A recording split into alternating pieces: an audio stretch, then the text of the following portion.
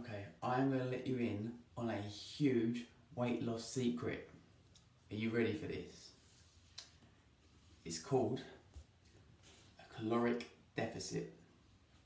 Now, whether you gain or lose weight is ultimately down to the calories that you're consuming and the calories you're expending. So it's calories in versus calories out, it's thermodynamics and energy balance.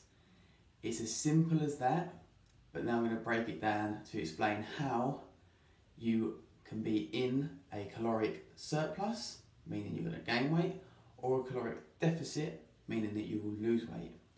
Now, this goes across the board, whatever diet you're on, whether you're doing high carb, low fat, high fat, low carb, carnivore, keto, vegan, vegetarian, Atkins, the laws of thermodynamics are always in place, and it ultimately comes down to energy in versus energy out. So, to break it down, the calories you consume are as simple as that. They're calories that you're consuming.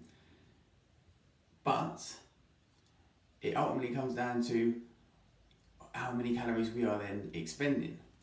Because if we consume 2,500 calories in a day and we do nothing all day, we're sedentary, we're not moving about, we're not doing any activity, then ultimately you're just consuming them calories. Now, fine, if them calories are below maintenance, then you'll still be losing weight.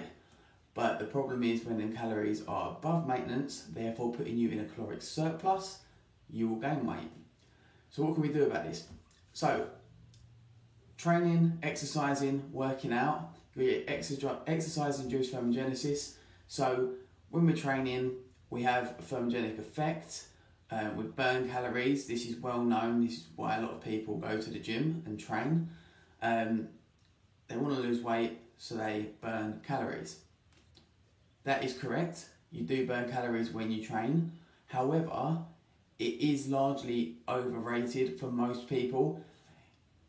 People tend to overestimate the amount of calories they are using when training, whether at the gym or going for a run, whatever it may be.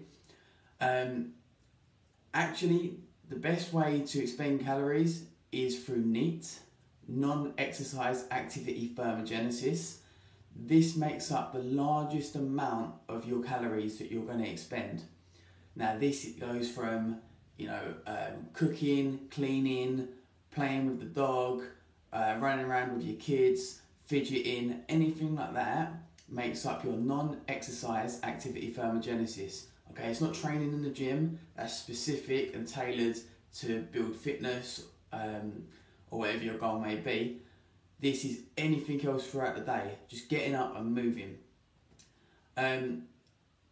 Going back to training at a gym, so you've got your exercise-induced thermogenesis, but you've also got your EPOC, your excessive post-exercise oxygen consumption. Now, this brings in the metabolism as well, because depending on the intensity you're training at the gym, you will have a raised metabolic rate for a period of time after the workout. So whilst in your session, you've burned a specific number of calories. If you've really pushed the pace and your intensity is high, you may be spending hours up to the rest of your day potentially burning more calories than if you hadn't have trained. And that goes on the intensity of the exercise. Another thing that people miss out quite a lot, which is sort of the icing on the cake, if you will, is the thermic effect of food. Now, out of your macro food groups, the food group with the highest thermic effect of food is protein. So all this means is if you're consuming a specific amount of protein, a percentage of that will be used up as the calories will be used up as a thermic effect of consuming that food. This is why if you eat more protein and end up in a caloric surplus as opposed to fats and carbohydrates, it doesn't show to have as significantly damaging body composition effects. I believe fat mass doesn't quite increase as much, and fat-free mass doesn't seem to drop off as much. So body composition isn't as severely affected being in a surplus if it's from high protein.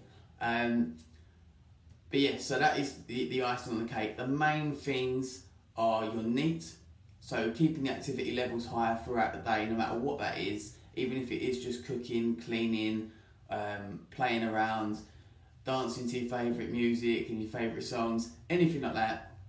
And ultimately, how much you're eating. Just if you try tracking your calories, there's plenty of apps and things out there for you to do that. But ultimately, gaining weight, losing weight is energy in versus energy out. It's just the laws of thermodynamics, guys. They don't change and they're always in place. But yeah, energy in, energy out, calories in, calories out. It's as simple as that. Stay in a caloric deficit if you want to lose weight.